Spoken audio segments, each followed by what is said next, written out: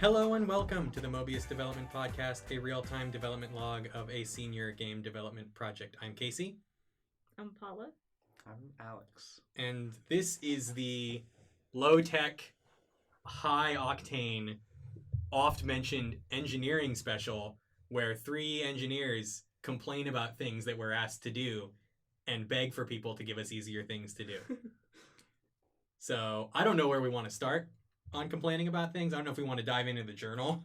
Oh This is no. a casual zone. This is like, a casual this is zone. Like we've got one microphone. We got a guest. It's a USB microphone, so we're not US even using our XLRs or no, anything. We've got a borrowed laptop. We're in a casual zone. Casual This is zone. low key. This is a very different disclaimer. This is a very different quality Yes. of episode. So if you're listening through the backlog and you're like, oh, this one seems like there's been some changes. Those are not permanent changes. They're temporary changes. Yeah. So We will fix them soon. Yes. But until that point, let's just kind of break down like what our job is, what our point travel is. back in time? To the very... Do you want to go back in time? Yeah, we're gonna go back in time. We're gonna travel way back in time. Way back to the beginning. Way back to the beginning. It was just the three of us on block 2, right? Yeah, I think so. We never added a new programmer. It's always just been the three of us. It's just been the three of us. So that was a while ago. Yeah. That was a while ago. All those 14, 15 weeks ago. Yeah. Wait, winter break. Oh yeah, it's the same Git repository, so It is the same Git repository. Yeah, yes. it's all in there. Yeah. It's all in there. So warning for non-tech fluent listeners, we're going to use a lot of words you won't understand. It's true. Not even like non-tech, the non-Unity engine. Yeah. Not Unity engine people. Well, I was more referencing to I was more talking about the Git repository going. Yeah. Maybe you don't know what a Git repository is. It's true. It's version control. Maybe you don't know what version control is. It's it's like the modern solution to saving a zip folder of your thing. So you even though we did that a bit because our Git repository exploded. See, that did make it into a podcast. It did. That's a previous episode. Didn't I say in that previous episode we were going to talk about it on this one? Mm-hmm. In I believe just 2 episodes ago in the first half of that vertical one, I was like, we'll probably talk about that in the engineering one. Yeah, I feel like you've been hyping this episode I have been hyping this one up. And as you can tell, this quality is meeting those standards. Indeed it is. It's just the quality of this engineering episode is literally going to be it's just a microcosm of how our brains have felt the entire time. Mm-hmm. I mean, at the beginning of this project, when we were doing our Block 2 prototype, and I was like, how do I do this as quickly as possible? And the answer for me was the Unity Canvas system, which is normally designed for the UI, like splash screens, settings, menus, user interface stuff. It's got pre-built like sliders and dials. A lot of buttons. A lot of button stuff. Yeah.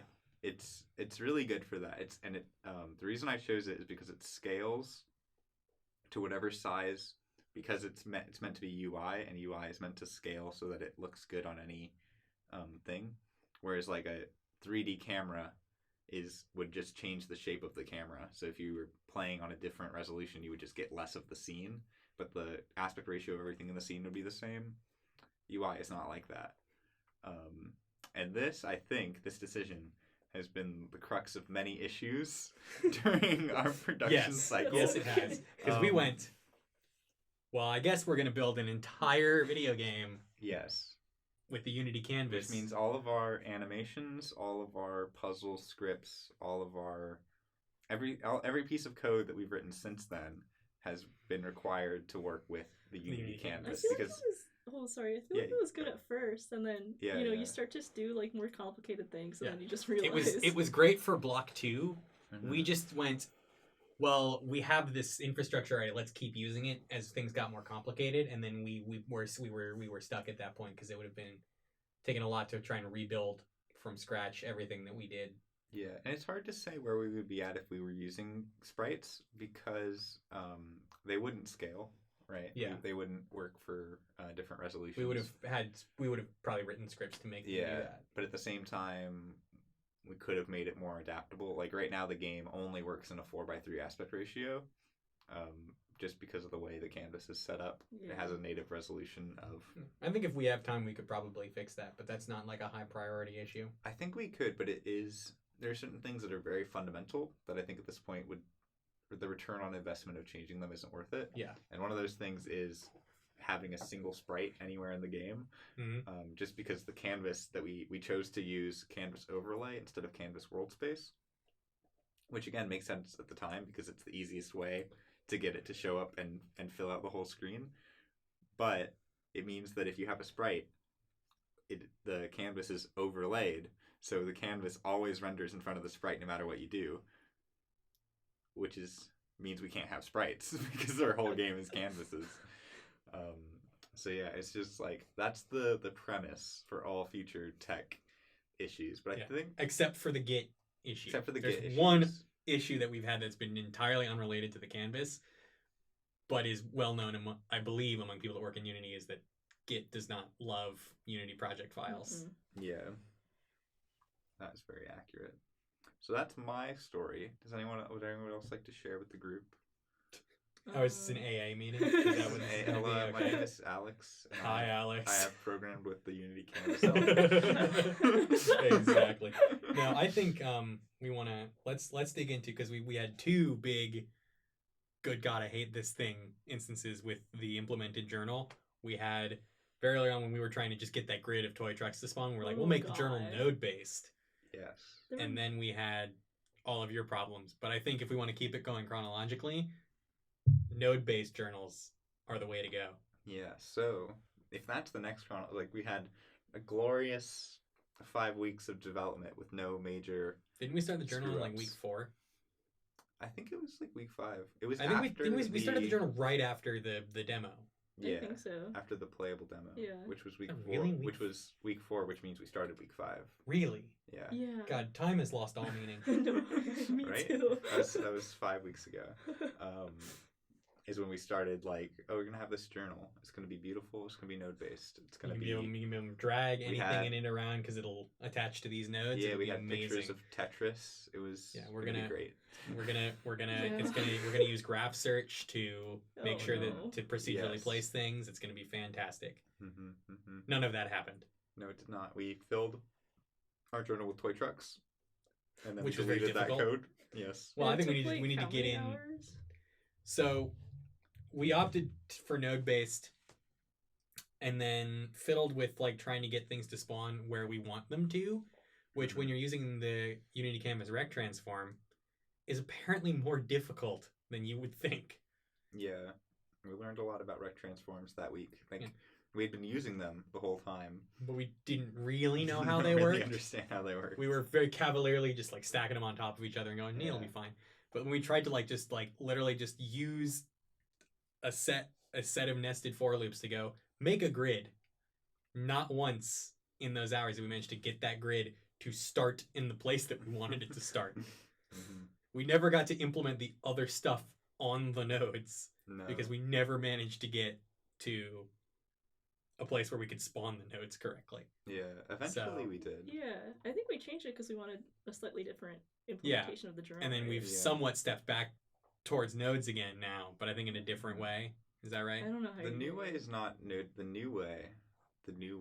Well, if we want to stick, I'll save the new way until after we talk about the intermediate way. The intermediate way that we used for the vertical between slice. The other extreme. So we've the node extreme that we messed with. Yes. For like 4 hours in a cafe, and then gave up, and then came back, and then we were in like one of the rooms in like near the press center, and then we were just like we watched the Rect transform tutorial because we were like, maybe it'll tell us something, and then it didn't really tell us something, but it kind of did.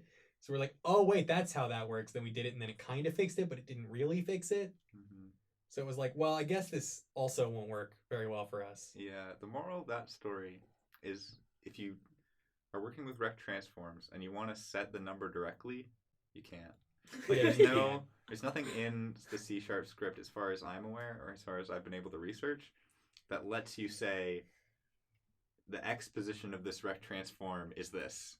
You can set because it's it always in relation to its parent. Yeah, you can set it indirectly in relation to its parent, and you can instantiate things with a given parent, But in terms of... You can never directly, like, set its, like... Because there is, like, you could set, like, the anchored position of something. Yes. But it has to be a child of some parent because that anchored position is in relation to the parent canvas. And the big prime, like, the grandparent canvas that holds everything, you cannot edit its rect transform.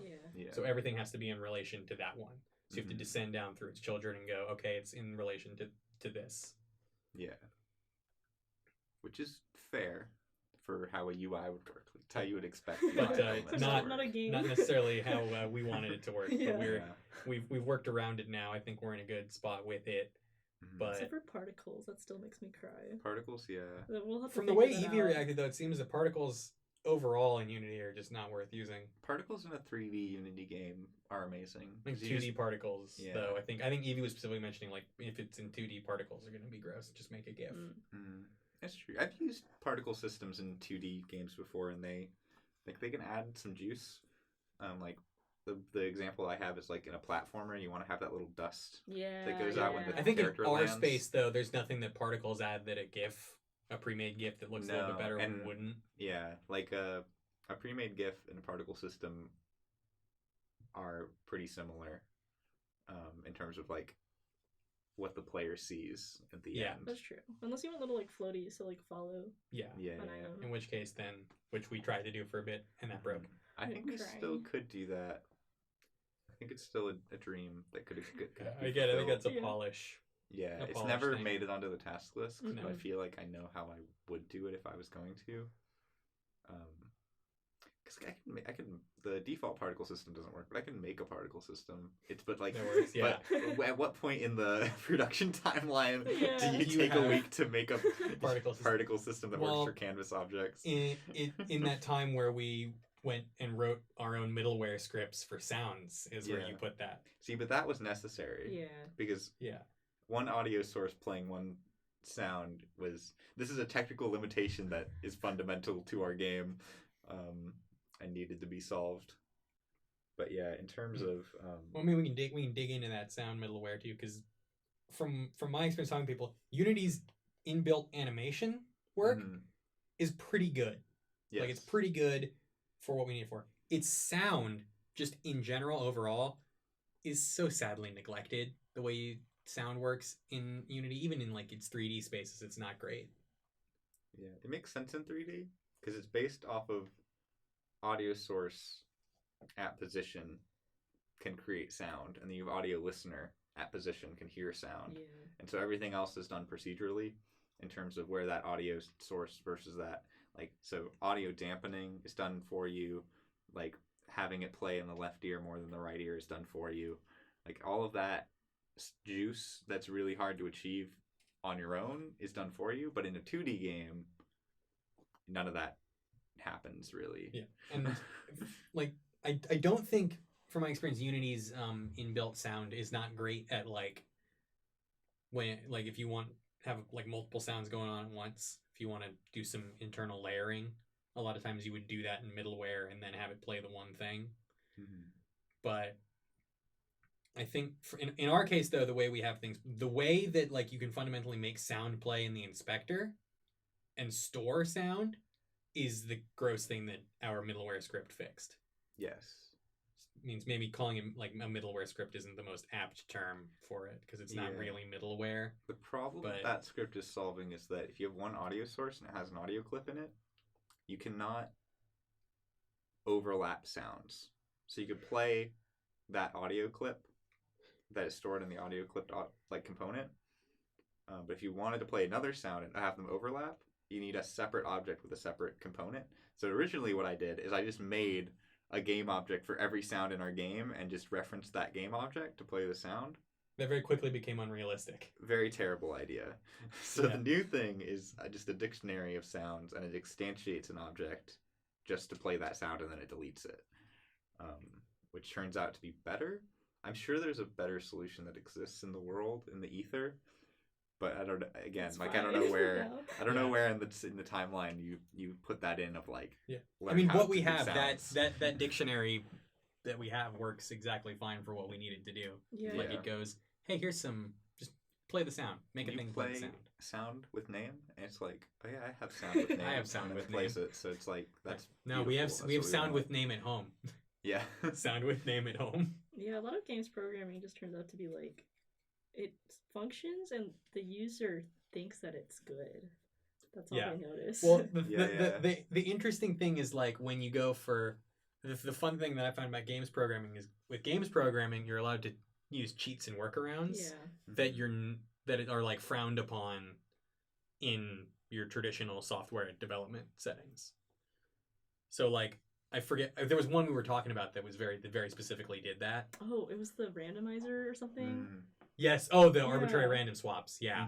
Because we were having problems like putting images down in blank space, so we just kept randomly spawning until it worked. Yeah, that was that one. It's like, oh, we need to put an image in the drawing. How do we tell if it's already in there? Yeah. Well, you could write this really long, complicated script that has to go around trying to get XY components out of a rect transform, which is really difficult, we've learned. Yeah. Or, I don't know if really difficult's the word for a lot of the stuff that we've run into, but I think it's just more, it's like become cumbersome and time consuming to do it that way. Not even that, because like there's cumbersome and time consuming things that we should do. Yeah. It's just that when you're making a game, you have to think about the times that you would spend doing it, and then what's the difference in user experience for this time. And it's like, if especially the randomizer was lagging like visibly, then we would want to spend the time to make it work properly. But if it doesn't, but if the user experience is exactly the same, then it's like it's fine. It doesn't matter. It's fine, yeah. It especially because a lot of it's like, oh, we use this weird dumb workaround because it doesn't change anything on the front end, and especially with games, all that matters is does it compress into something that's too big. Like, I think there was it was 1 or 2 years ago, the big thing with like a Call of Duty release was like, what, 200 gigs or something? And people were like, why is this game 200 gigs? And that's at the point where you're going, okay, maybe some of our workarounds that we're doing, or maybe some of our reused, like our fresh assets, so maybe we should cut these down a little bit. Yeah.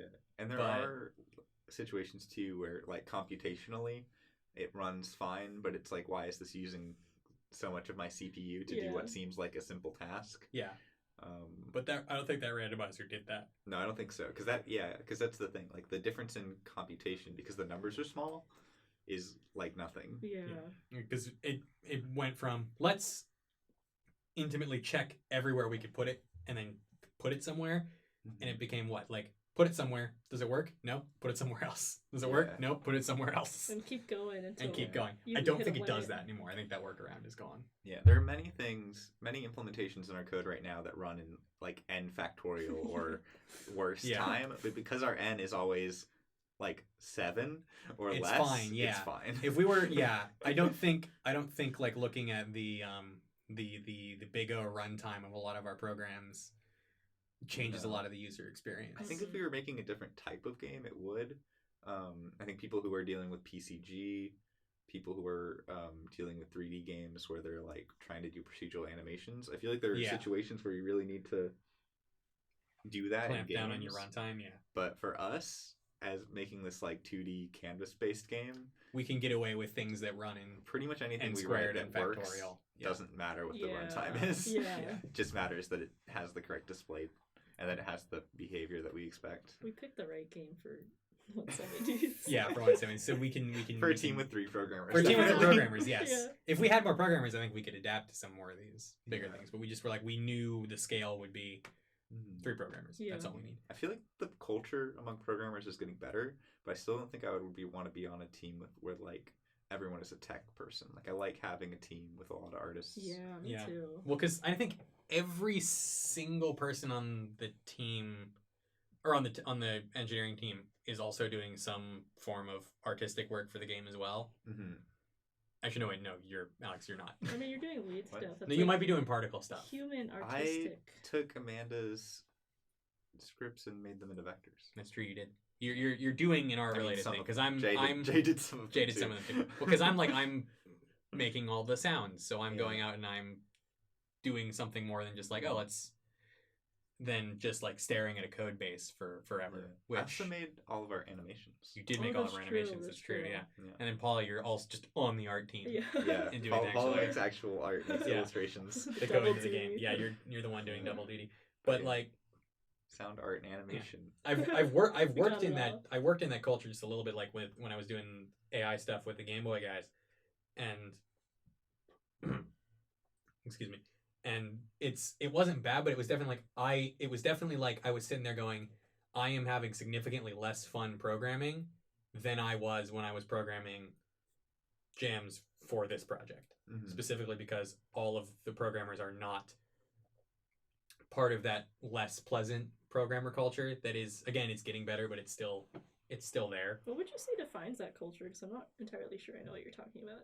I don't really know how to define it. It's just like not great. Is it like competitive a little bit? It's like a little bit competitive, a little bit like, I don't know, like tunnel vision of like only caring about like the technical side of things. Yeah, it might be like irritability towards art asset slowdown and stuff like that.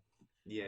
Like it's just general like, I don't know, general like irritability, I think. Yeah, it's the I think it's like the holier than thou level that some people in CSs get. Yeah. I can like you saw especially with the strike, you would see that CS holier than thou-ness on Reddit. Like if you looked at a lot of the Reddit comments and you were like, I wonder what program this guy's in. 9 times out of 10 you saw someone being super against the TAs and like super like condescending and unpleasant towards them. Like they were in CS or they were in math. Yeah. It's also just like, it's a field that attracts asocial or like significantly less social people.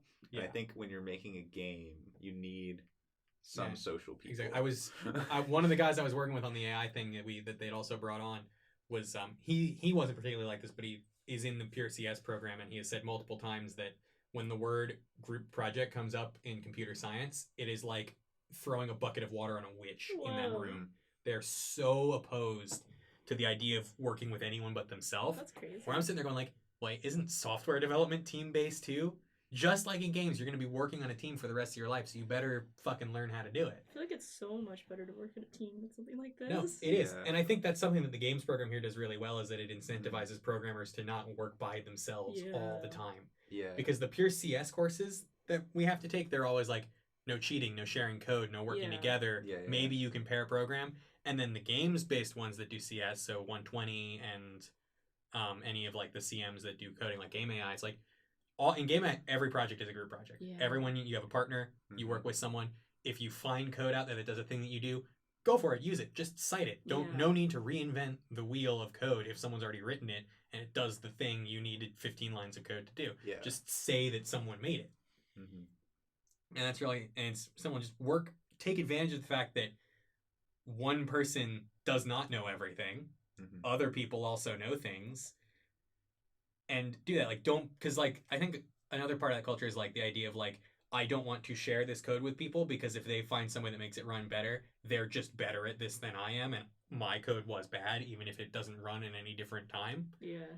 So, because there are a lot of things like in my code where if I went in and like, someone like went and looked at this, like, well, you could use I can never remember what it's called, the where with the question mark, ternary statement. Yeah. There are probably many places where I could use ternaries, but I never remember they exist. Yeah. So it's like, no ternary function for you. It's like, well, you could use one here. I'm like, well, thanks, man. And the way you told me that I could makes me feel like kind of trash, and I don't like that. So I think that's kind of the core of it. Yeah, I don't know. Yeah, definitely here is better. Yeah. Just even like the pure CS things here, I think are better than some because I think they're taking cues from the game's CS's programs and having people work more in. I think that culture is changing overall because people are realizing that every programming environment outside of school is a team environment. Yeah. Everything uses Agile and Scrum or some kind of like Lean is another project management style that incentivizes stand-ups, teams, public accountability, making sure you get your work done, and using the resources around you and not just going, I must write this code and it must only be me. and then I will be the greatest man alive. Because newsflash, pal, you're not. It's definitely a pride thing, I've noticed. I think it's 100% a pride thing. Yeah, and I think you just have to remember, because I think it's also kind of easy to slip into that, like, oh, like, someone can do this better than me, so, like, am I good at this? Yeah. But it's always just a learning process, I think, and, like, being okay with, you know, maybe that person does know this thing better than you, and accepting that critique and learning from it. Yeah. Learn the thing that they have. I think the other thing, too, is a lot of them are like, is you go, oh, well, you didn't know how to do this thing. Fuck you. I'm not going to teach you how to do it. I'm just going to tell you that you could do it. Like, well, why not just tell me how to do it? Because then I'll know how to do it. And you're like, nah. Yeah. No, I forgot what I was going to say. Brilliant. Yeah, I think we've gone on this this tangent of it, because I think, what were we talking about before we did this? Was it were we still in the journal? Was it no journal or journal part 2? Toy trucks? No, you're talking about particles. Yeah. Oh yeah, it was particles. Yeah. Yeah. So maybe particles. Maybe. I think what we were talking about specifically was I remember what I was going to say. I think we were talking. I was also going to try to bring us back. Fantastic. I think what we were talking about Turn was this boat around. Like in games versus in other things. Yeah. It's all about like the minimum viable product and like iterating on it. Whereas in other STEM field, it's not like, that's not the culture. So it's like you got to be willing to write, because I know every script that I've written for this game is hot garbage, but it produces the output that I wanted it to. It produces the output you want. It doesn't run slow, and it functions. That's all. Yeah, it runs, those are the 3 things that we need. Yeah, it runs at 60 FPS, and that's the gold standard for games at the moment. Maybe by the time you're listening to this, that standard has gone up to 120 FPS. My monitor cannot refresh that fast, so I don't think it will. But yeah, it's fine. No, what I really think it is that like you can get away with these workarounds in games specifically because you always know the exact amount of data that you'll be working with, unless you're making like an online game, like and I'm not even talking about like your online rooms for stuff. I'm talking about like your Final Fantasy 14, your World of Warcraft, you don't know all your variables that will go into things. That's why patch launches for those games always have bugs, because you cannot test at the volume that you have when you go live. But internally, like, you can go, I know exactly how many instances I could possibly have of this thing in this finite game space of this single-player game, so I can use this workaround because I know it will never have to process more than this many things. I think I really learned that when working on the journal and with, like, the specific randomization thing. Because I remember I was sitting down the night before and I was like, I need, like, the perfect algorithm, quote-unquote. And I couldn't think of it, and I got really frustrated, and then I just went to you guys the next day, and then you're like, oh yeah, randomize it. And I was like, oh, you asked us and we gave you this like bare bones answer that was like literally awesome. Just do this as long as it doesn't slow down. And you were like, oh, like you don't need this gold standard like O of what's the good one? O of like N over. It's been a long time since I did any big O. It's okay. N log N is usually N log N. Thank you. There's some O of N log N magical algorithm that does it. You just need one that works and that doesn't produce an experience that is bad for the player on the other end. Mm-hmm. The reason I think that those O of N log N algorithms are so much more important in high software stuff is because when you're social networks, Google, Amazon, so much data passes through those that N squared isn't going to cut it. N factorial isn't going to cut it. You need to run in less than N to get it to do anything. Because with it, like I said before, like we have 2D game, like with a very like not a lot of objects in each room, so our N is like 7 at the like at the high end, versus like Google, which has an N of like 10 million. 10 million. It might be in the billions even. It might. Google depends on the time Google scale. Has to be in the billions, I think. Yeah. But no, because in space might go up to maybe we'll have a double digit N. Yeah. But probably still less than like 20. Still less than 20, yeah. But let's go back to the journal. What was the other stuff the journal did? Yeah. You could turn pages. Yeah. There was text in it. Yeah. There were images on the right page. And I think that was it. There were no notes. There were no notes. You could drag the images around. That was the Yeah. I think when I said second implementation of journalism, what made that again not the ideal that we wanted? Why did we go and rewrite the code from scratch again the third time? Because this is the only thing that we've implemented where we've gone and we've implemented it and we've been like, let's do it from scratch, and then we did that again. Yeah. So what we talked about the faults in the nodes that made it bad, why we rewrote it the first time, and that's when it moved from the two of us to you. Yeah. So what was the thing that made where we passed the journal football again to not necessarily rewrite it from scratch again, but to definitely like do another pretty large scale code base revamp on it? I think it was just very rigidly implemented. I think that was my main fault. Like, we decided text on the left, images on the right, and it was very hard to manipulate that in the way it was implemented too. Because we quickly realized, we wanted images on both pages. Like, wow, crazy. What a concept. But the code was hard to allow you to do that without kind of fiddling with things. Yeah, like we talked to Marcelo, and Marcelo was like, all of this should be images of handwriting. Yeah, and it's which I think we discussed that way back at the start, and we were like, nah. Well, Amanda, I kept offering to Amanda that she should do it. And then she kept saying, no, my handwriting's bad. And then we kept going, it's like, no, it's what? good. No. Also, look, it would be so good. It's like handwriting so in a good. journal. Yeah. That's what journals are so like. Good. I'm looking at implementation. I'm going to say this font. now so it's on the record. We might want to maybe make it so that it curves a little bit towards the middle. Because right now it's like text, and it would be where the paper would bend at the spine. Oh, that would be cool. Let's do a little bit of that. I mean, I think you can do that post processing. Yeah. Because I don't think we want to be like, this asset has to be here where it curves. I think we can just there's probably some kind of effect where if it's this close, curve it a little bit. The current journal background is not the final journal background, so I feel like we can wait on that. Yeah, I agree. But yeah, I assume there will be something like that to that effect. But I also assume that text won't get that close. We'll see. I don't think we'll figure that out. We also moved because draggable text was cool, and it was like, I don't know, it was like, ooh, it's wibbly wobbly, timey wimey. Yeah. But now we've sort of been going towards trying to make things more diegetic.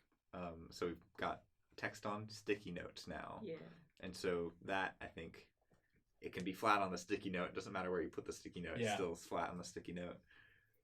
And newspaper article clippings going into it and stuff like that. So I think, yeah. because I think when we very initially created it, we assumed it would all be images. That's why we did the node implementation. Yeah. It would all be images, and they'd go in and be images of handwriting, or an image with text object with the handwriting on it or something like that. And they were like, well, what if we had someone write everything? What if we had one person create all the assets that would go into the journal? Because if it takes them longer than 20 minutes to make a journal page, that's too long, because we want it to look as though it was just sketched on in when they saw it. So it should be that first rough sketch, which is what all of them have turned out to be, and they all look really good because of that. So I think once we realized that was what we wanted to do, we got to implementation 3, which is then where Alex took the journal football back again. And where I'm going, please God be the one that we keep so that I don't have to take it on again. It's a ritual. I will. But I don't want the torch again right now. I feel like we're on track of it being good that I don't need to take the torch again. I think, I feel like I paid my dues building that space maze. And still all the references are gone, so someone's got to go in and put them back. All the button text is the same. I think it's literally going to every single object and dragging the canvas swapper back on. I think it is, But I think once it's on, everything else should be okay. Yeah. I think so. Yeah, in terms of Journal V3, it's like the new meta is to have the new meta. Journal meta. To have everything that goes in the journal is already in the journal. Dude. What rank are you in this journal season? Journal season 3. I hope I'm a plat. I just started playing. So you're like bronze. Yeah. You're not platinum level journal yet. You're not like Paula. 1,000 MMR. 1,000 MMR. Well, wait, it's a new season, so you wouldn't be plat anymore. No. You were plat last season. And then we scrapped it all. Yeah, I don't know what the where you go back to. Let's use Hearthstone seasons then. Oh, so we would have gone back. You're at rank 20 journal. You've been doing it for a few weeks. like rank 15, 14. Yeah. Rank 14 journal. Giant rank journal. No, that's rank 5. That's rank 5. Yeah, that's the goal. That's the dream. No, 14. What is 14? Is it like Spellbreaker? I think that's rank 15. All I know is Innkeeper is 1, and I'm not there yet. Yeah, I've never been higher than rank like 13, 14. I got to rank 2, and then I stopped playing for like a year. Oh no. Yeah. Gotta really rub in that. That's how good I am at children's card game. Ooh, yeah. Flex. Yeah, you gotta get that children's card game flex in. But no, Journal Season 3. Journal Season 3. 1000 MMR. 1000 MMR. That's really important. That's your Battlegrounds MMR? Yes. Journal Battlegrounds. I'm good at Battlegrounds, okay? I'm like 5,000 Battlegrounds MMR. Okay, fine. Mine's real bad because I haven't played it forever. Yeah, same. Journal version 3. Yes. Yes. On a topic. Yes. Okay, Journal version 3. Your rum and coke's really getting you. Double rum and coke. This is why I said don't drink alcohol before we record the podcast that we didn't think we were going to record until tomorrow, but now we're doing it today. I was already a bit dead before that. So I feel like... You got to remember, the world is crazy now. The world is crazy. We're live from... We're social distancing around this microphone. Yeah. Journal version 3 is everything that goes in the journal is already in the journal. It's just invisible, but it's already placed where I want it to be. So when something gets added to the journal, it finds it in this like 4-tiered hierarchy that is the journal of like objects that are fixed, objects that are draggable are separate, and then each spread is separate. So it finds it, and then it turns it from invisible to visible, and that's it. Which should have probably been what we did from the start. It always is the most efficient thing, is the thing you think of last. It's okay. Draggable things have additional script on them, or like arrangeable, movable things have an additional script on them that lets them be movable. Other than that, like it's just invisible. Everything's invisible at the start, and then you call a script that says like find object with this name in this big long list, turn it on, make it visible. I love that, like, from an algorithms design perspective, we've settled on the brute force, but the brute force algorithm was the third thing we tried. It's true. Yeah. We tried 2 more, like, efficient ones, and we settled on the brute force because it changed nothing. If this episode has a moral, that moral is that in games, the go brute for force the is simplest solution first. Yeah, 100%. Even what if it's we've not learned the so most far, time-efficient one. We've made, in total, between the 3 of us, like 3-4 completed small-scale games. That's true. 20-minute experiences tops. Mm-hmm. The moral we've learned is minimum viable. Yes. Product. Hell yeah. If it works and you can't tell that it's different, yeah, good. It's true. I took 1 econ class at this university. And that was the moral of that class as well. I took 2 algorithms design classes. I was the lunatic that was like, sure, I'll take CSE 102 as from a list of options presented to me. I went algorithms design 2.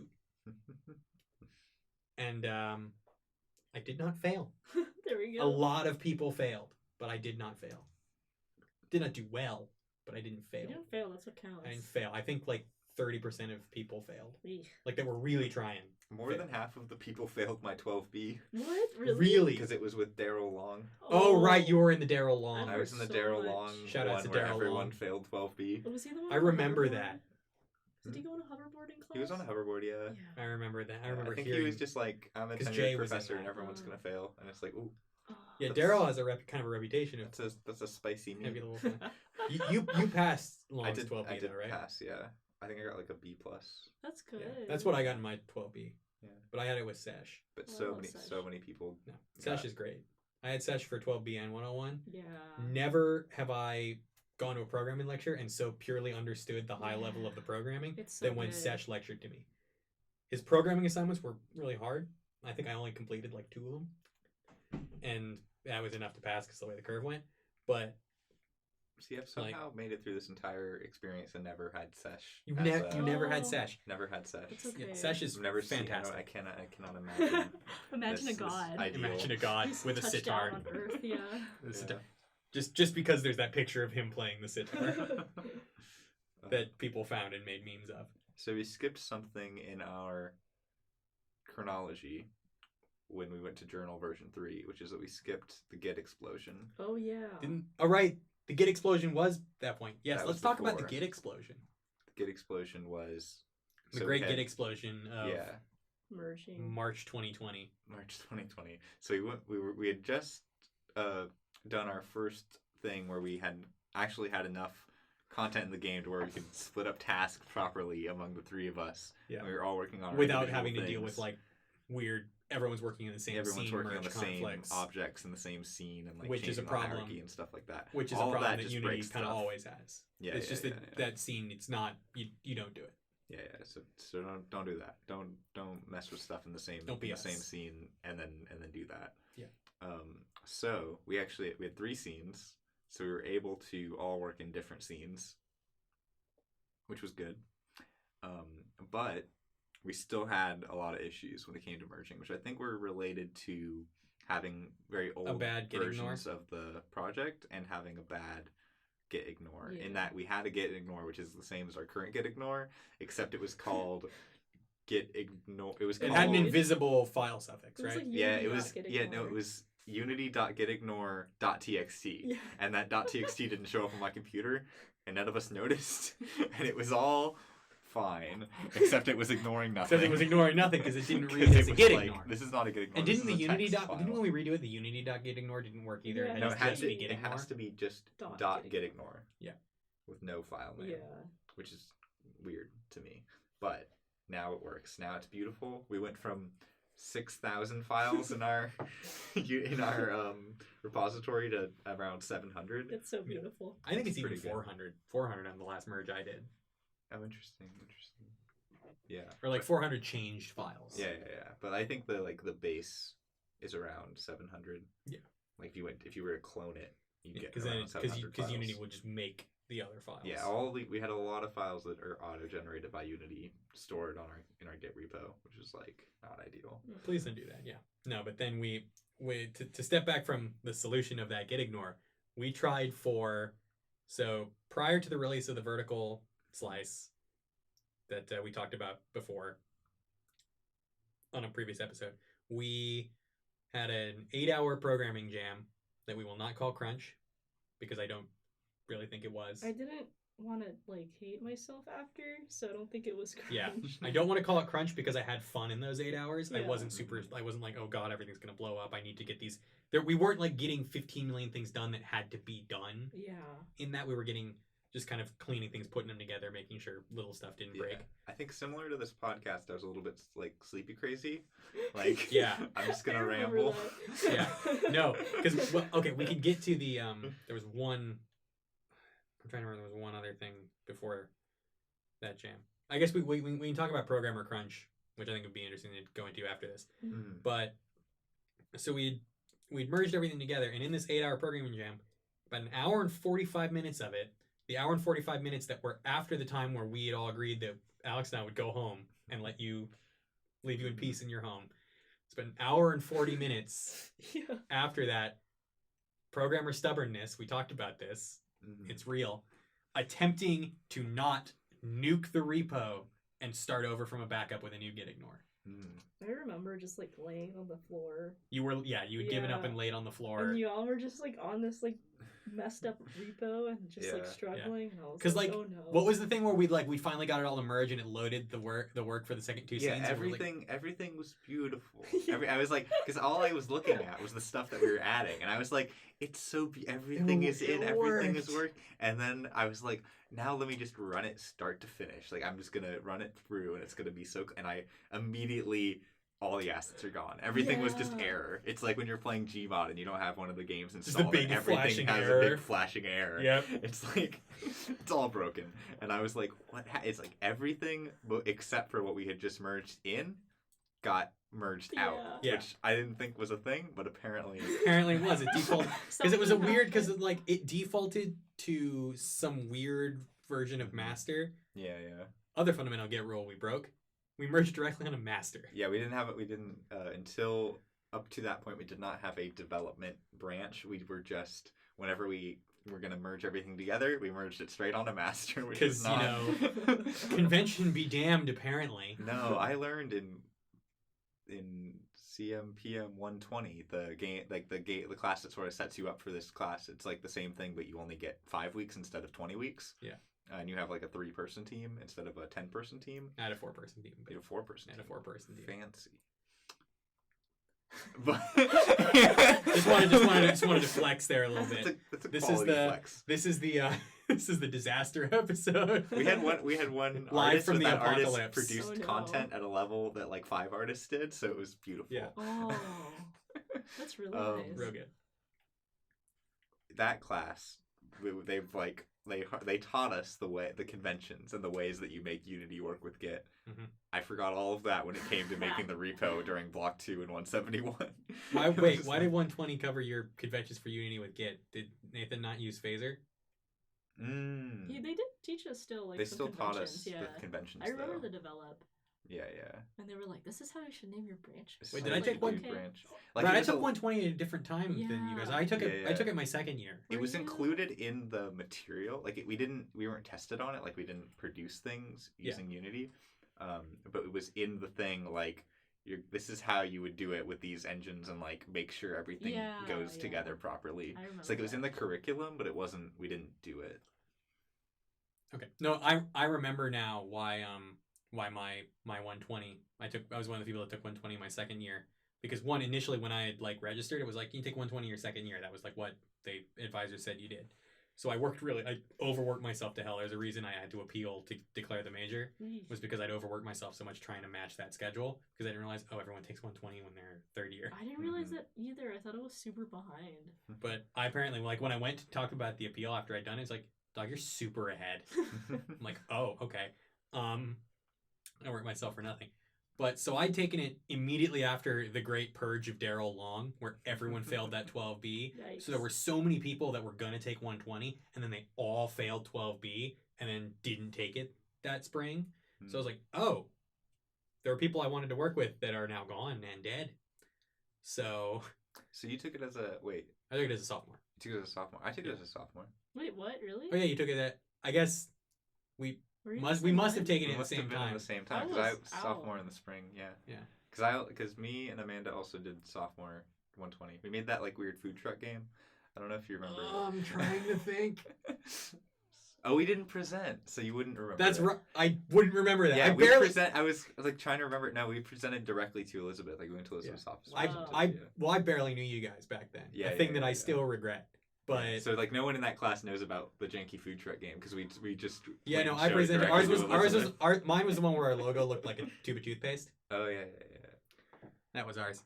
That one has a great programming story on it too, because we had to cut it was gonna be like a 5-level long game. I was the only programmer on that team, so I built that whole thing from scratch. There's a reason there wasn't very much of it, is because I did so much to try and get these 2 levels to work, and a bunch of weird physics. I had the arcade P2 physics meme that I made.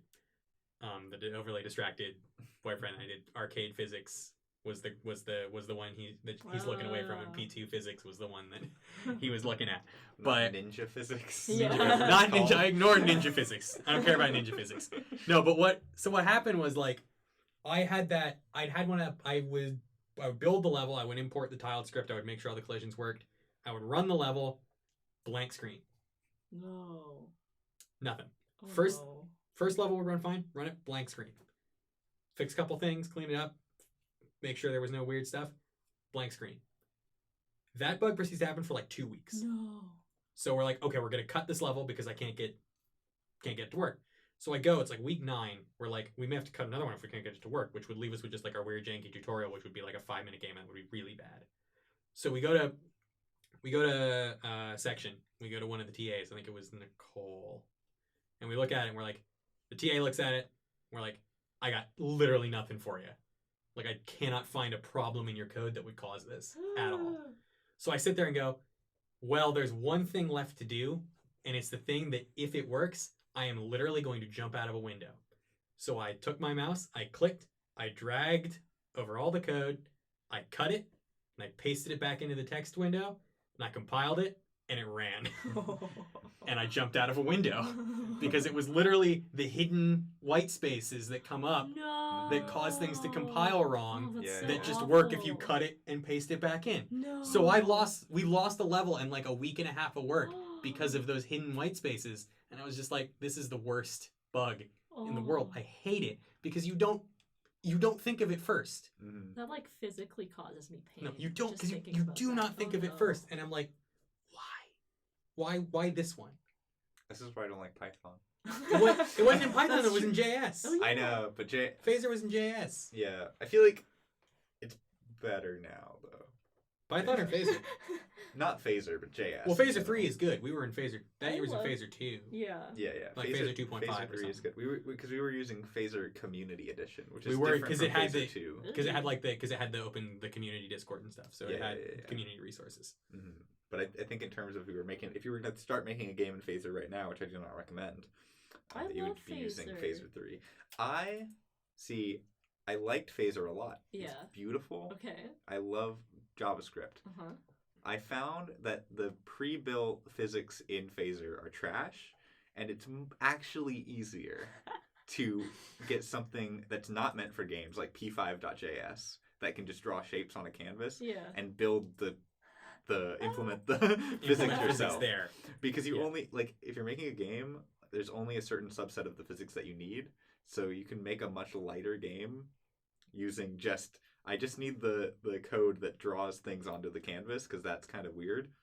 Beyond that, like, I don't think it's worth using Phaser or any other like JavaScript-based engines, because a lot of the things that make Phaser great is vanilla JavaScript. Yeah, it's like you could just use JavaScript. The big thing that caused that bug is when Nathan finally did his P2 physics lecture, and I'm like, great, I know how it works now.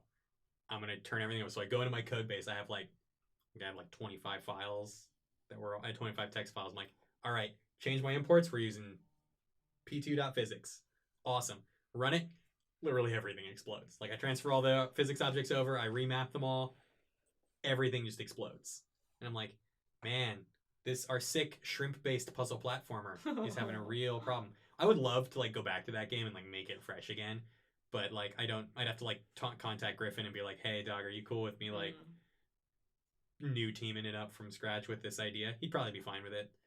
But I like Phaser just because it's good for very fast prototypes, and if you're making something like simpler, because I've never had an issue with it, and I think it's just been very good for like, you have an idea and you just want to like proof of concept. Yeah, and, I think that's very fair. I still think, I don't know, I guess it might just be the way that I work, but I feel like there's less barriers. Like, if I open up a fresh document in p5.js and it has setup and draw, like, I know the structure that setup will be called first and draw will be called once a frame, and from that I can make whatever, like, if I'm trying to do something quickly, because I always get caught up with, like, you have these classes that have the different things, and there's different like pre-built objects. Like, there's a lot of, I need to Google, like, what is this thing? That's fair. That I can avoid by just using vanilla JavaScript. But I think it's, like, maybe it's just because I don't know it well enough to where I can write it. I think it's also the kind of thing you want to make in Phaser too. Phaser makes a very specific subset of games really well, and it makes some subsets of games awfully. Like, our water physics, our platformer where every level is a water level, which is what it was. Because our thing was like, what sucks? Water level. Because it was like the two themes that they give you were like, what sucks? Water levels. So let's try make a game where we make water levels less garbage. We failed. We did not do well. Game looked beautiful. Our artist did a great job. But mechanically, from a design perspective, we did not do very well. Sound really good too. Griffin made a lot of good sounds. It played really well. So the levels were designed poorly by all of us in general. We'd been doing it for 2 years. We were bad. That makes sense. But I feel like it was a game that, like, I would have been easier to have gone to. I didn't have the perspective that I do now, where I could have looked at it and gone, we need to take a step back, and like, I tried to code it level by level instead of going, let me make a test bed and make sure all of these different mechanics work without being in a level, so that I had all these prefabs to apply. And I didn't do that. That's mostly because Nathan did the prefabs lecture, so I didn't know what they were. So I didn't know I could make them. A lot of things in 120 are like, I desperately wish that like there was a way that class could be more front loaded, so that when you get it, you don't have to like wait for certain lectures if you wanted to use it in your 120 project. So it's things like, if your game works really well with P2 physics, Nathan doesn't do that lecture until like week 7. Yeah, that's true. So you have 2 weeks of your 5 weeks where you are using arcade physics because you don't know how the other one works. You can't like do anything, because a lot of like the physics ones that Nathan gives you all those code examples that you're free to use. that does a lot of like the little like the weird fiddly bits that Phaser is kind of weird with, and you can just kind of take them and you have them now. And what makes it weird is that like, well, I don't know how to do that thing for 2 extra weeks, so I only have 3 weeks to work with it. So like there were a lot of like little interactions that we had to cut because it was like, oh, we can't. It's just it's weird. There are a lot of things where it's like I like having a Unity or an Unreal. Yeah. Because it will do some fiddly things under the hood and make it a little bit easier for me. Not to say that there's anything wrong with doing it from scratch, because I probably could if I took some time to do it, but it's nice to have some of that abstracted away. I think for me, like, opening up Unity for the first time, I was, like, scared. And then opening up Phaser, it was like, code. Like, I can do this, you know. But Unity, you have to learn an interface, which was very intimidating. I think that's fair. But I think once you learn the interface, then it's fine. I still have the same issues with Phaser of, like, looking up a million things, you know, and like there's a bunch of functions that I think that's just like I don't think you can really avoid that with a base with as many functions as Unity has. I don't think you could know what they all do offhand. I think after a while you get an intuition, and what I still do is before I Google anything, I type the name of what I think the function would be, and usually it exists. Yeah, that's true. It's like, oh, I need to floor this number. Math.floor. Okay, that exists, and that's the function that I want. Yeah. Like for most things, like get component in children. Right? Yeah. It's like that is exactly what you would expect to write to have that result. So I feel like there's a lot of things you can do with your intuition. But definitely when you're very first starting out, that you do have to Google everything, because if you don't know anything about Unity and you don't know like, well, I want to get like because a lot of times you think like, oh, I have this object. What I would do is object.thing I want gives me the thing I want. And obviously that doesn't work. You have to do object.getComponent thing you want. Yeah. And then dot whatever element of that component that you want. So there is a learning hurdle, but I think once you get over that learning hurdle, not to say I don't think really any of us are over that learning hurdle. It's a very complicated engine. There's a lot of pieces that we've not used at all. I've not used any of its physics. So I've never built a game with its physics, so I'd have to learn a lot about that. But I think once you get over it, same with Phaser, you get over that hump of once you know like the 10 or 15 functions that you use a lot, you know what those 10 or 15 do, so you can call them a lot, and then you get to that point where with what Alex said, where it's like use your intuition, it's probably what you want, and then you Google it if you're like, okay, these two things didn't work, so I don't know where I would know what they called it, and then that question is answered with they called it something dumb, or they called it like something but it's spelled differently. Or it's colored with a U. Not colored with a U. It's colored with a U, or it's there have been instances I can't remember any off the top of my head, but there have definitely been instances where it's like I found the thing I wanted, but it was like, oh, it's a capital letters function, not a lowercase letters function. Yeah. That's happened to me like 8 times. Yeah. Or it's like, oh, it's not a lowercase letters function. It sucks. Or there's like in Unity, there's like some old properties that you can set versus like a setter function sometimes. And I'm very lucky because I've been using Unity pretty much every week for 5 years because I started in middle school. Whoa. A very long time, like since Unity 4. Yeah, basically. I think so. That would have been middle school. That would make it what 9 years. Yeah, because 8th grade. Say 9 years. 9 years, yeah. So since Unity 4. But like...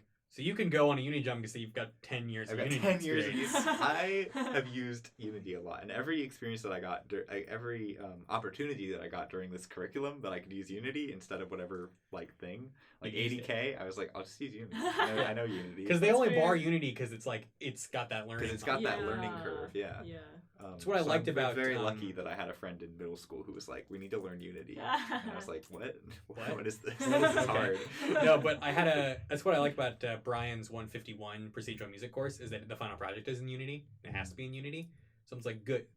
The one fault I have with the program, like at its core fundamental, is that it doesn't give you enough in-engine experience. Yeah, it goes. I agree. Game Maker, but it doesn't use Game Maker anymore because Game Makers aren't behind a paywall now. What's the one it uses now in 80K? Construct 3. Construct 3. I think it's different now too, though. I think it's been Is changing Construct every behind year. a paywall now again? Well, yeah, Construct has always been behind a paywall. It's just like it's very limited. Yeah, there's like a free version, which is turns out to be trash. Yeah. Okay, they learned it was trash. No, but he's like Game Maker or a lot of like system are taught in tabletop because it's easier to really quickly boot that out. Like Nathan's systems course is the final project is a tabletop game, but I think that one's an exception to the rule because it's specifically take the systems of a video game and convert them to a tabletop, so you still get the in-game. But I think it would do with a couple classes where it's like where it's just Unity or Unreal, whatever your engine of choice is, done like multiple small scale things in the engines. Yeah, when I was tutoring for Jim Whitehead, there was a big push, and I was on the side of like, yes, this needs to be a thing. Of Jim was trying to hire on somebody to teach the class that is just this is a quarter where we're going to learn about the Unity engine. Yes. And what were the opposition arguments to that?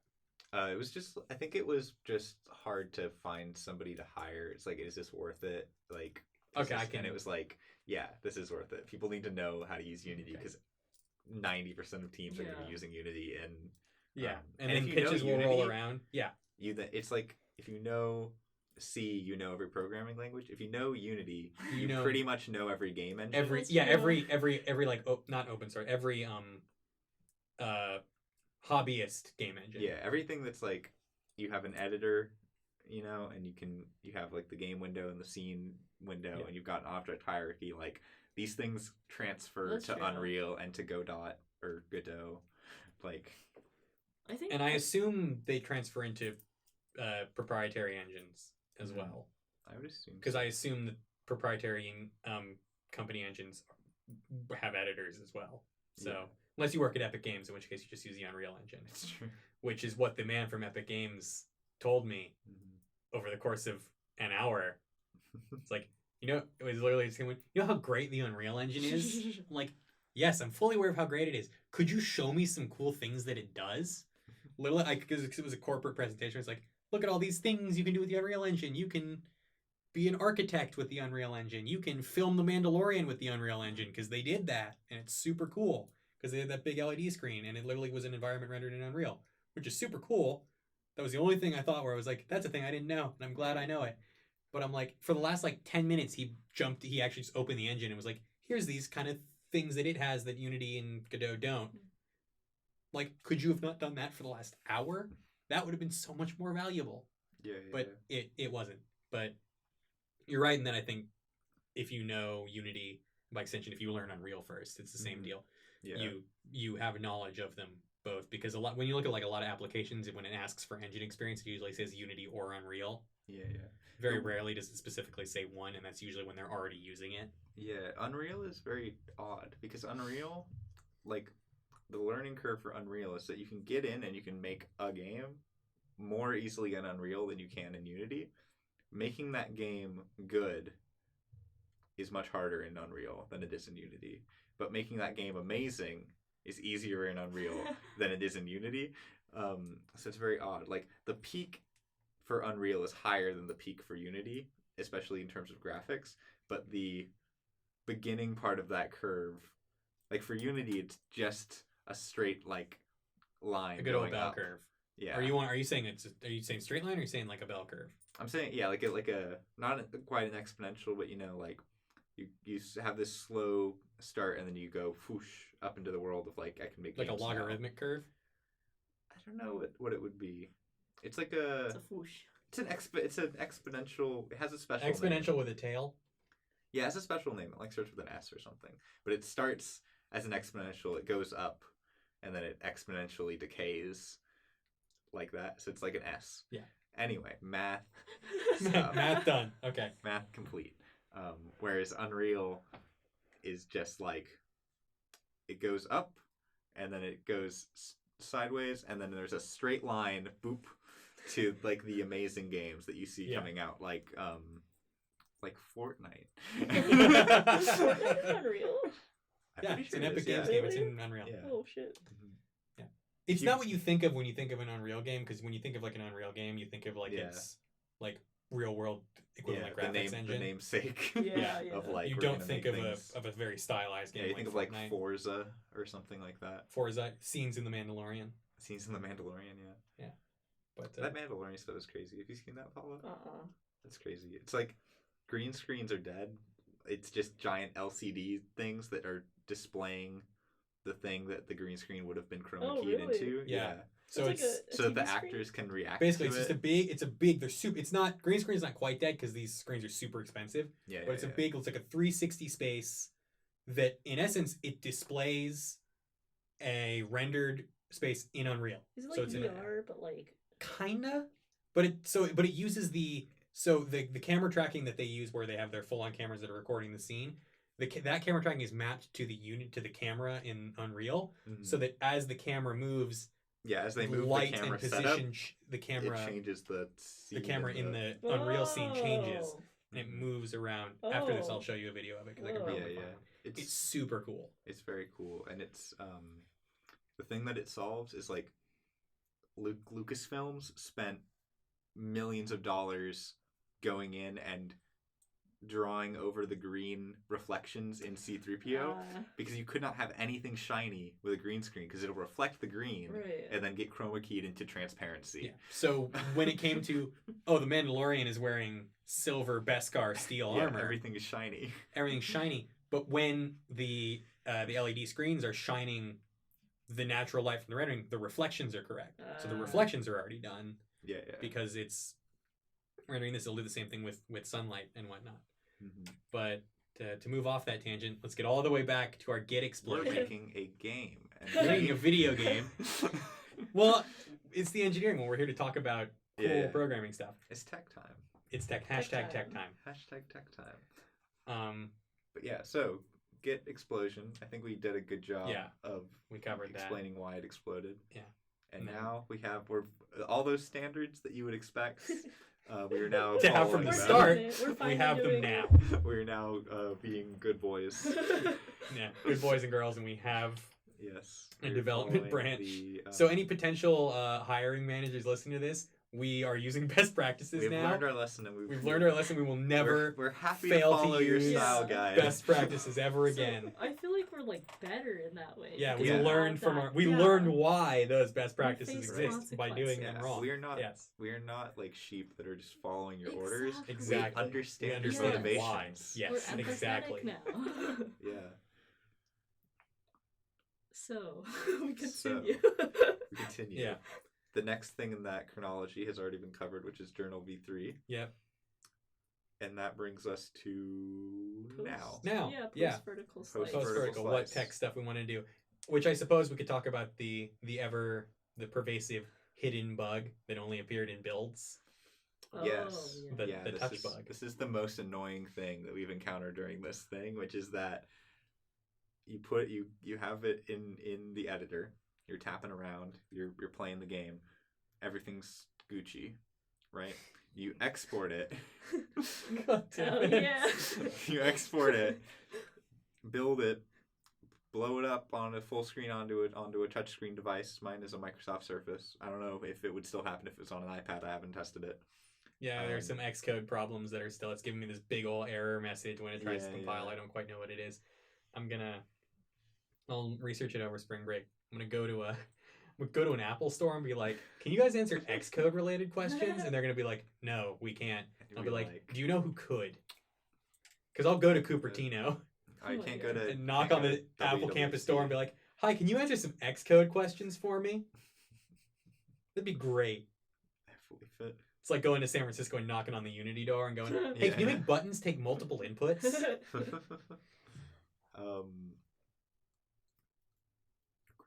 Crab claws. What was I saying? Someone else can say it. Oh, vertical slice. We're responding the touch bug. to... The touch bug. Oh, yeah. Touch bug. Touch bug. So you have it. Everything works in the inspector inside of the editor. You export it. All of a sudden, completely, I still haven't pinned down what the cause of this bug is, and those are the worst bugs. So you don't even know what sequence of inputs causes the bug to happen. Because I can't replicate it, even in my tests of having it built.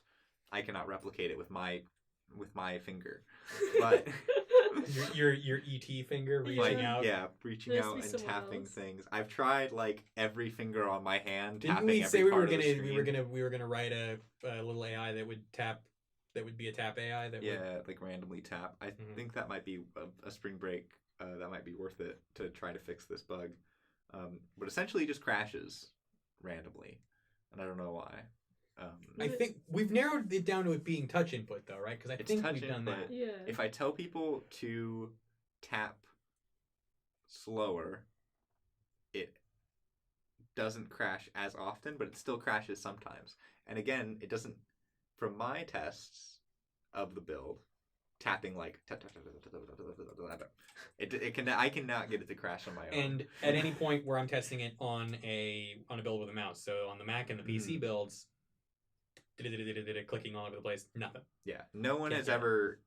Our game has never crashed on the mouse.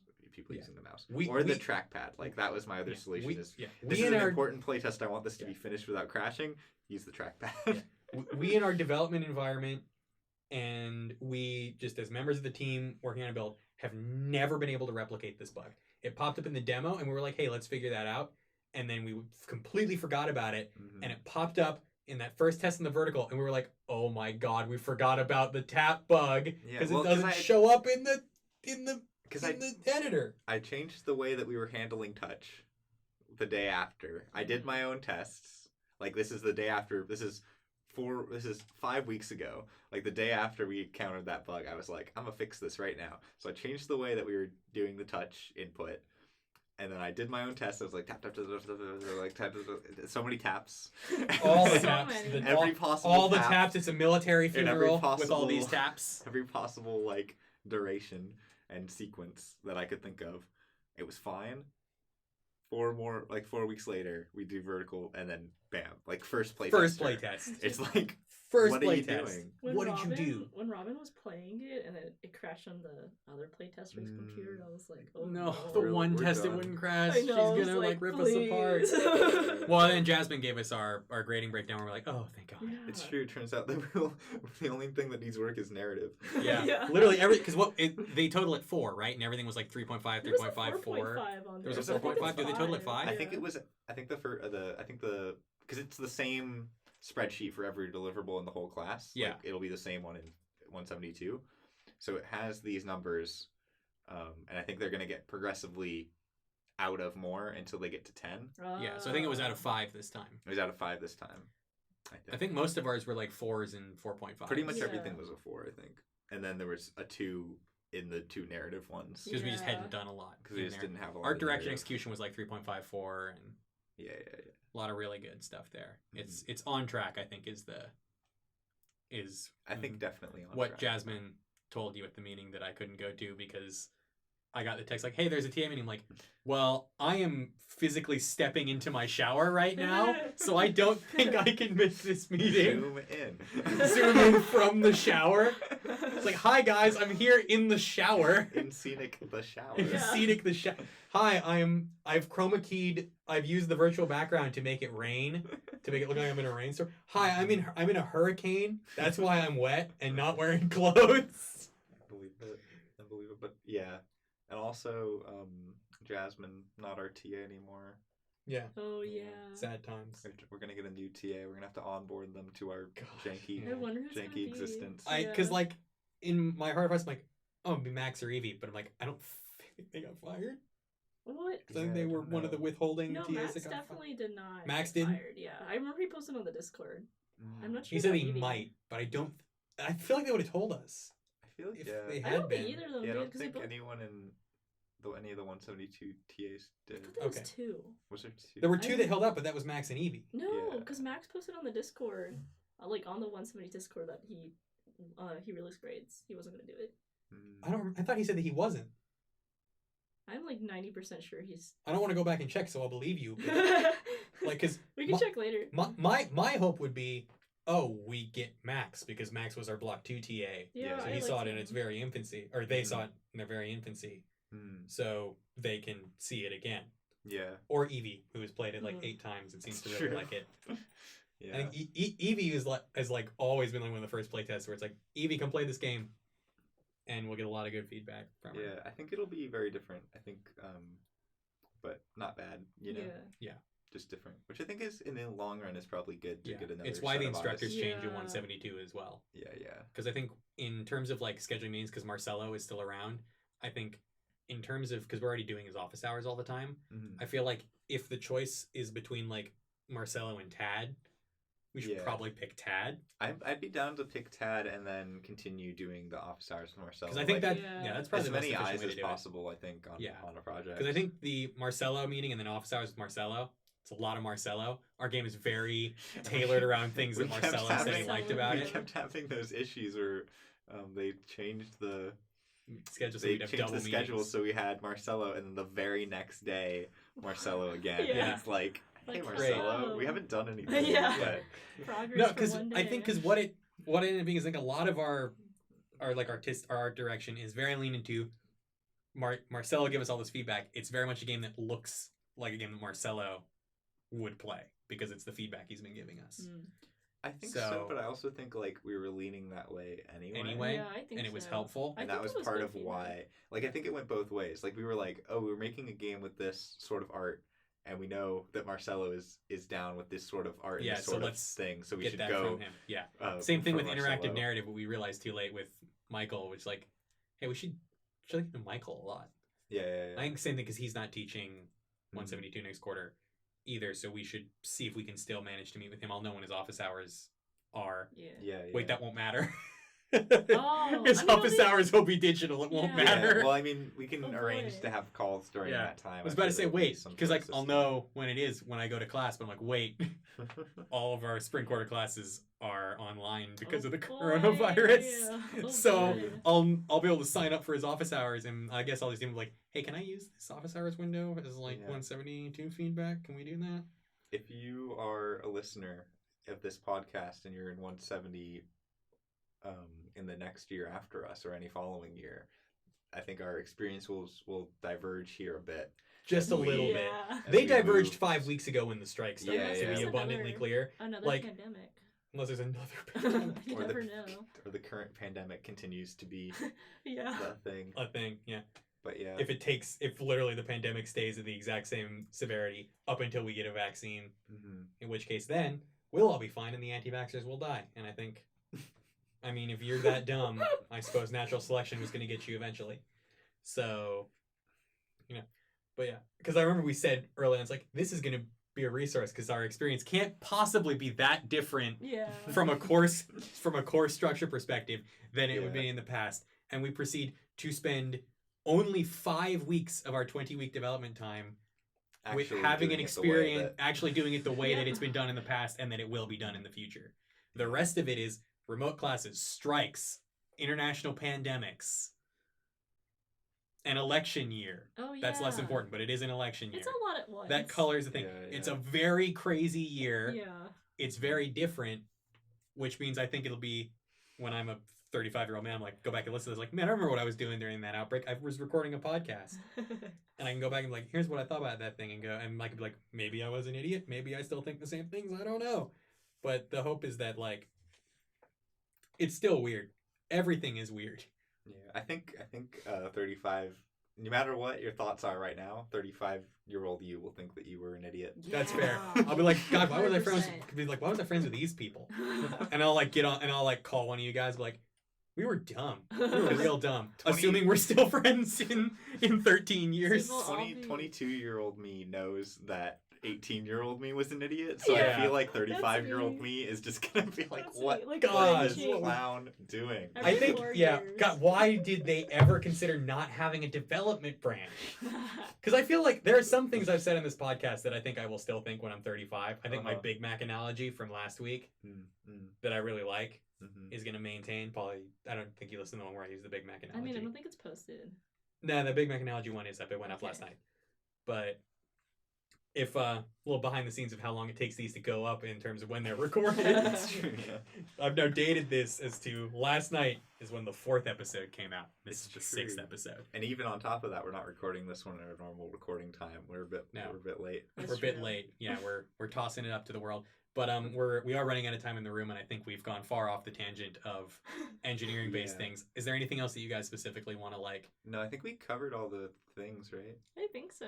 Yeah, we talked about our engineering things. We could go into like maybe spend a little bit of time going on like the programmer's perspective on like getting sent puzzles, how that's working, like the communication between the puzzle designers and us. Because there are things where it's like we'll ask for something and they'll give it to us, but we still won't have all the exact things we need. I think all of those things have been going as well as could be expected, though. Like from my perspective and how I know that these things tend to go. Yeah. I think like in terms of like getting assets, and I said the same thing to the puzzle team when they were like, because they were like, oh man, we're stressed. Like we feel like we haven't been producing the content that's needed, and I was like, as the person whose job it is to have the bird's eye view of like, are we producing content fast enough to be on schedule? Every team has been doing like chef's kiss as far as I'm concerned, you know? Like I feel like there's never been a point where it's like, oh, we're getting nothing. Yeah. Like we always have enough to where the system works, and I feel like the same could be said for tech. I think the main issue was that the assets weren't trickling in.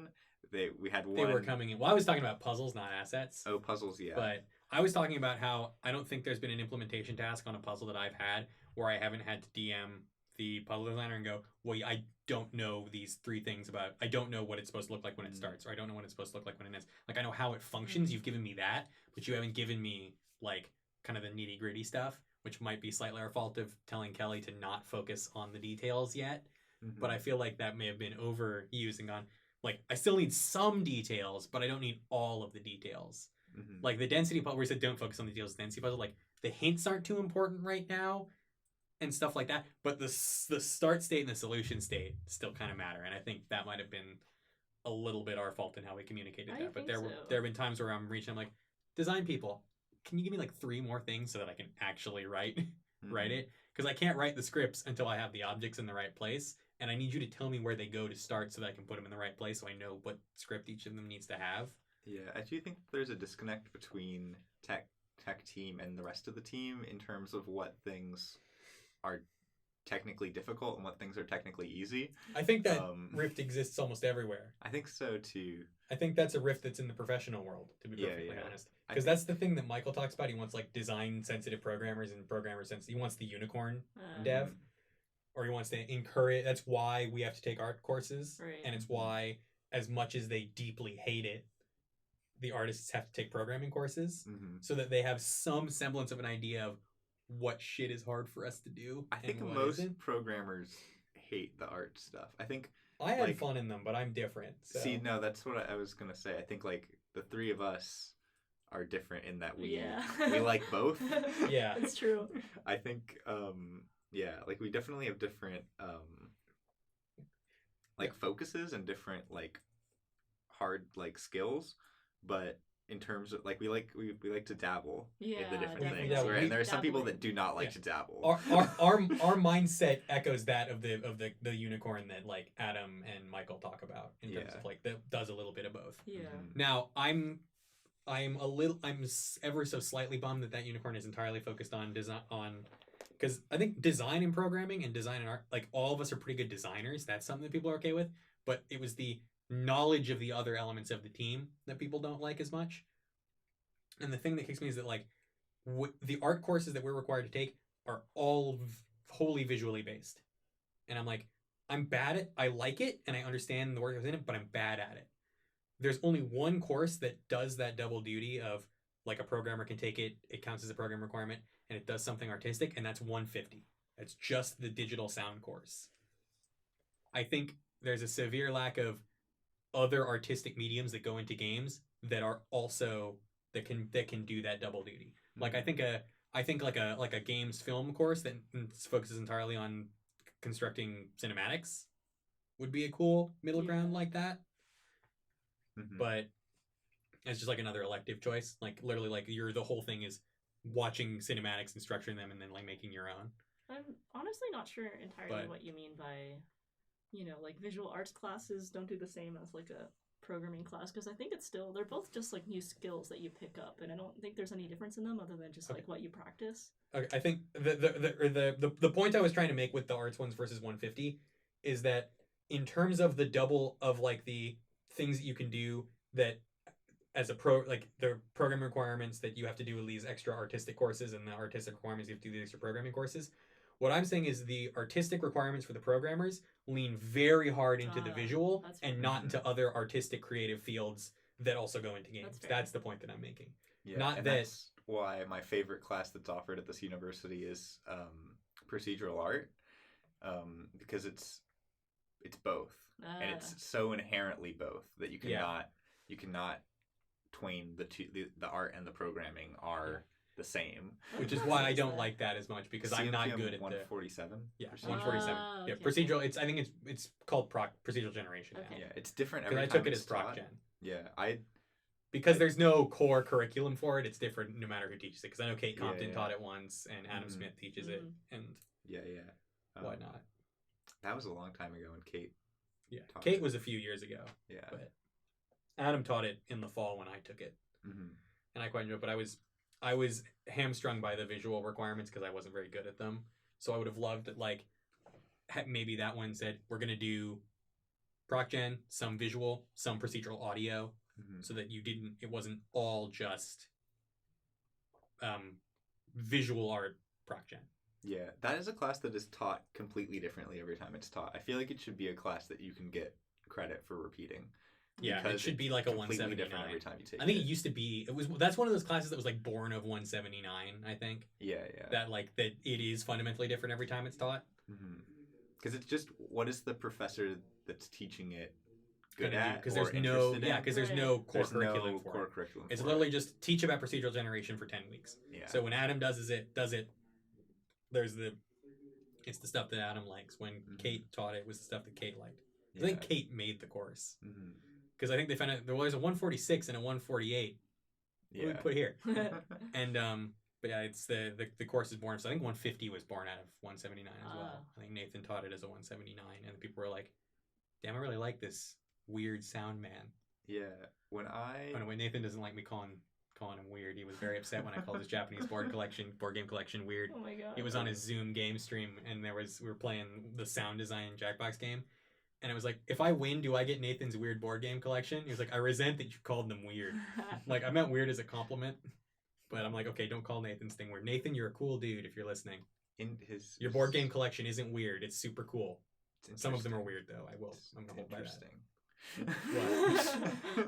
Just covering it. If he ever listens, cool dude.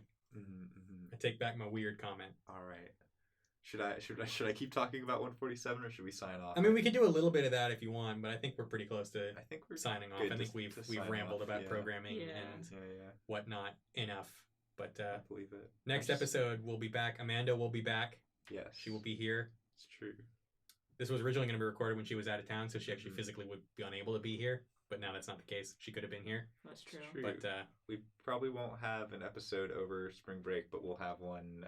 We'll probably have the report from week 2. Week 2 after our first sprint of the next. Unless we want to do like a right back on at spring break, but we'll decide that. Yeah. That will be up in the air.